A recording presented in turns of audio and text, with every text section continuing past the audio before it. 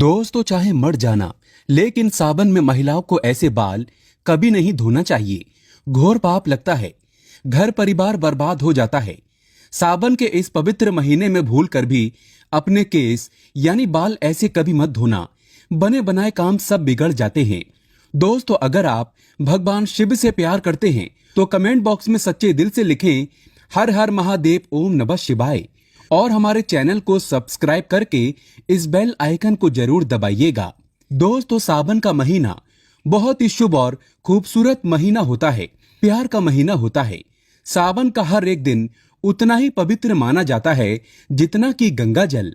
सावन में शिव जी की पूजा अर्चना करने से मनोकामना पूर्ण होती है। अच्छे वर की कामना करने वाले लोग सावन सोमवार व्रत अवश्य रखें। आपको बता दें, सावन जब बरसते हैं तब अक्सर हम उससे स्नान करते हैं तथा बालों को धोते हैं। पूरे सावन हम खुशी से बरसात का लुत्फ उठाते हैं। लेकिन क्या आप जानते हैं, सावन के इस पवित्र महीने में किसी भी महिला को ऐसे बाल कभी नहीं धोना चाहिए। हो जाती है पति की मृत्यु, पति का काम धंधा बिजनेस सब ठप हो जाता है, संतान को मिलते हैं कष्ट। आइए जानते हैं। दोस्तों, आज का विषय है सुहागिन महिलाएं किस दिन बाल धोएं और किस दिन ना धोएं। सुहागिन महिलाएं गृह लक्ष्मी होती हैं। गृह लक्ष्मी यानी कि घर की सुख समृद्धि आप पर निर्भर है। ऐसे में सुहागिन महिलाओं को कब अपने बाल या फिर सिर धोना चाहिए और कब नहीं, ये तिथि और बार पर निर्भर है। दोस्तों, पहले बात करते हैं तिथि की। अमावस्या, एकादशी और पूर्णिमा के दिन बाल नहीं धोने चाहिए। बहुत ही घोर अनर्थ माना जाता है। ज्योतिष शास्त्र के अनुसार अगर देखा जाए तो अमावस्या, एकादशी और पूर्णिमा तिथि पर चंद्र या तो उच्च या फिर नीच स्थिति में होता है। ज्योतिष कहता है कि चंद्रमा मस्तक को प्रभावित करता है। दोस्तों, दूसरा, हमारे हिंदू पंचांग में तिथि के अनुसार ही व्रत और त्योहार मनाए जाते हैं। ये शुभ दिन है, इनके एक दिन पहले बाल धोने चाहिए, ना कि उस दिन पर। दोस्तों, अब चलिए जानते हैं बारों के बारे में। किन बारों में बाल नहीं धोने चाहिए, किन बारों में बाल धो सकते हैं। यहाँ भी आप एक बात का ध्यान रखें कि आप किसी भी बार का व्रत रखते हैं तो उस व्रत वाले दिन पर उस बार में आप बाल नहीं धोएंगे। एक दिन पहले ही बाल धोकर शुद्ध हो सकते हैं। दोस्तों, क्या रविवार को बाल धो सकते हैं? रविवार का व्रत रखते हैं या सूर्य देव की आराधना करते हैं तो रविवार को बाल ना धोएं। यदि आप व्रत भी रखते हैं और किसी अनिवार्य कार्य की वजह से आपको रविवार को ही बाल धोना है तो आपके लिए ये उपाय है। दोस्तों, आप गुड़हल के फूल ले लीजिए, उन्हें थोड़ा सा मसल कर उससे जो रस निकलता है उसे अपने बालों में लगा लीजिए। उसके बाद बाल धो सकते हैं। दोस्तों, सोमवार, क्या सोमवार के दिन बाल धो सकते हैं? आइए जानते हैं। सोमवार को बाल धो सकते हैं, लेकिन जो महिलाएं सोमवार का व्रत रखती हैं वे सोमवार को बाल भूल कर भी ना धोएं। लेकिन किसी अनिवार्य कारणों से सोमवार को व्रत रखते ही बाल धोना पड़े तो उसके लिए ये उपाय है। दोस्तों, पलाश के फूलों को अपने हाथों से मसल कर फिर उसे अपने बालों में लगाकर बाल धो लीजिए। इससे आपके ऊपर बनने वाली अशुभता शुभता में बदल जाएगी और आप बाल धो सकते हैं। इससे आपको शिव के क्रोध का सामना नहीं करना पड़ेगा।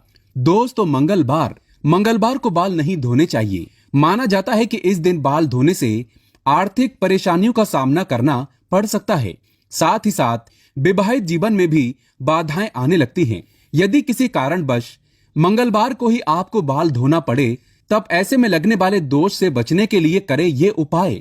आंवले का रस या फिर आंवले के चूर्ण का पेस्ट बनाकर आप उसे अपने बालों में लगा लें और फिर अपने बाल धो लीजिए।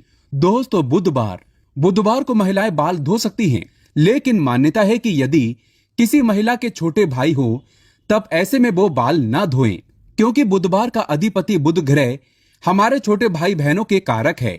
इस दिन बाल धोने का दोष हमारे छोटे भाई को लगता है। इससे बचने के लिए एक उपाय है। आप वरुण देव यानी कि जल के देवता को या फिर बुधवार के स्वामी श्री गणेश जी को अपना बड़ा भाई बना लें। दोस्तों, कैसे करें आइए जानते हैं।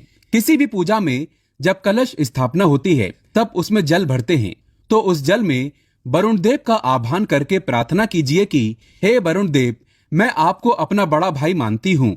कृपया आप मेरी और मेरे परिवार की रक्षा करें। दोस्तों, ऐसे ही हर पूजा में सर्वप्रथम श्री गणेश जी की पूजा होती है। तब भी आप उनसे प्रार्थना कर सकते हैं कि वे आपके बड़े भाई बन जाएं और आपकी रक्षा करें। फिर भी दोस्तों, किसी कारणवश बुधवार को यदि आपको बाल धोना पड़े तो इसके दोष से बचने के लिए करें ये उपाय। तुलसी के 5-6 पत्ते लें और उसे मसल कर अपने बालों में लगा लें, फिर बाल धो लीजिए। बड़े से बड़ा संकट अपने आप समाप्त हो जाता है।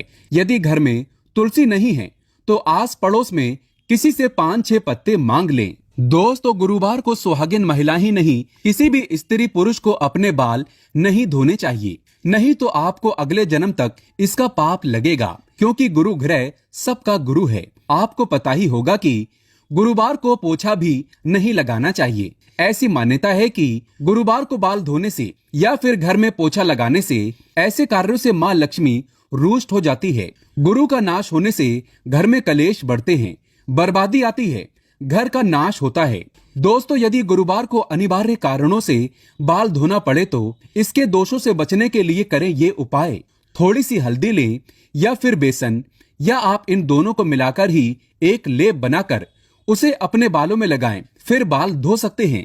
दोस्तों, शुक्रवार के दिन सुहागिन महिलाएं अपने बाल धो सकती हैं, लेकिन जिन महिलाओं के पुत्र हैं या फिर जिनकी पुत्र प्राप्ति की कामना है तो ऐसे में वो लोग शुक्रवार के दिन बाल ना धोएं। यदि आपको शुक्रवार के दिन किसी अनिवार्य कारणों से बाल धोना पड़े तो उसके दोष से बचने के लिए करें ये उपाय। पहले अपने बालों में थोड़ी सी दही लगाएं, फिर बालों को धो लें। दोस्तों, बात करते हैं शनिवार की। शनिवार को सुहागिन महिलाएं अपने बाल ना धोएं। शनिवार यानी कि शनिदेव का दिन माना जाता है।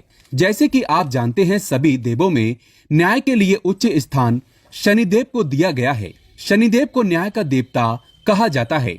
एक तरह से आप इन्हें पूरे ब्रह्मांड का जज कह सकते हैं, और इसी कारण सभी लोग शनिदेव के प्रचंड क्रोध से भी डरते हैं। दोस्तों, यदि आपको शनि के प्रकोप से बचना है तो इस दिन आप बाल कतई ना धोएं।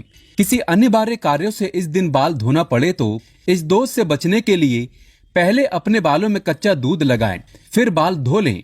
बालों में थोड़े से कच्चे दूध का छींटा लगाकर बाल धोने से शनिदेव की बुरी दृष्टि नहीं पड़ती। दोस्तों, हम आपसे कुछ जरूरी बातें शेयर करना चाहते हैं, और वो ये है कि सुहागिन महिलाएं अपनी मांग में सिंदूर भरती हैं। शरीर के इस स्थान को यानी कि मांग को गंगा स्थल माना जाता है, तो जब यहाँ पर सिंदूर लगाया जाता है तो उसे गंगा सिंदूर कहते हैं। यही पवित्रता और सौभाग्य की निशानी है। इसी कारण जो सुहागिन महिला नहाकर मांग में सिंदूर भरती है वो पूजा पाठ में शामिल हो सकती है, अगर वो बाल ना भी धोए तो, क्योंकि उसे पवित्रता और सौभाग्यवती का वरदान मिला है। दोस्तों, लेकिन पुरुष को हर दिन बाल धोकर ही पूजा पाठ में शामिल होना चाहिए। एक और डाउट रहता है कि मासिक धर्म के दौरान आप बाल धोएं या नहीं।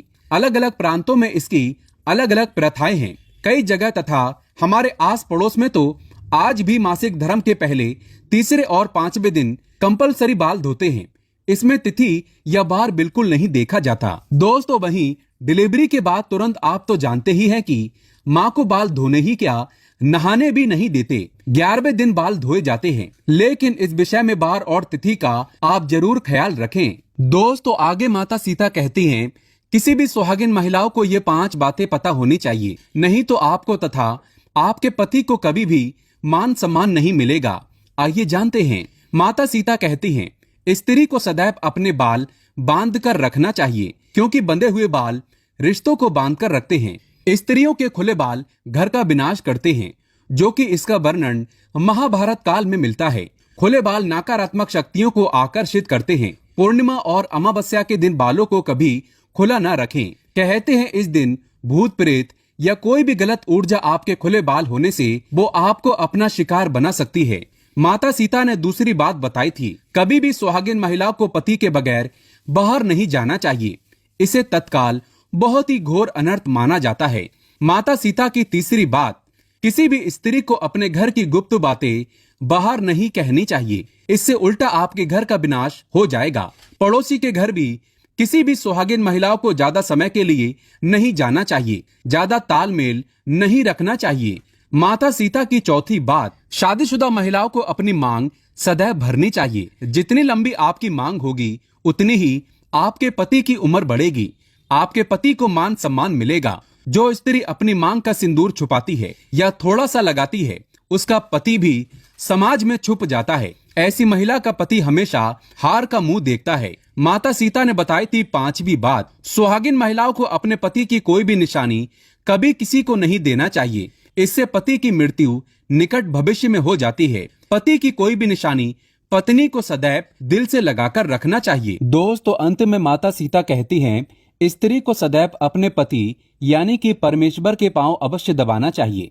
पुरुष के घुटने से लेकर पिंडली तक का भाग शनि का होता है तथा स्त्री के कलाई से लेकर उंगली तक का भाग शुक्र का होता है। और जब भी शनि पर शुक्र का प्रभाव पड़ता है तो धन की प्राप्ति का योग्य बनता है। अतः स्त्री को प्रतिदिन अपने पति के पैर दबाने चाहिए। दोस्तों, इसीलिए हमेशा आपने देखा होगा कि लक्ष्मी जी भगवान विष्णु के पैर दबाती रहती हैं और इसी कारण वो धन की देवी हैं, क्योंकि ऐसा योग्य धन की वर्षा करता है। दोस्तों, अगर आप सच्चे दिल से माता लक्ष्मी को अपने घर पर बुलाना चाहते हैं तो कमेंट बॉक्स में लिखें, माता लक्ष्मी आपका स्वागत है हमारे घर में। माता रानी के लिए एक लाइक तो बनता है। धन्यवाद।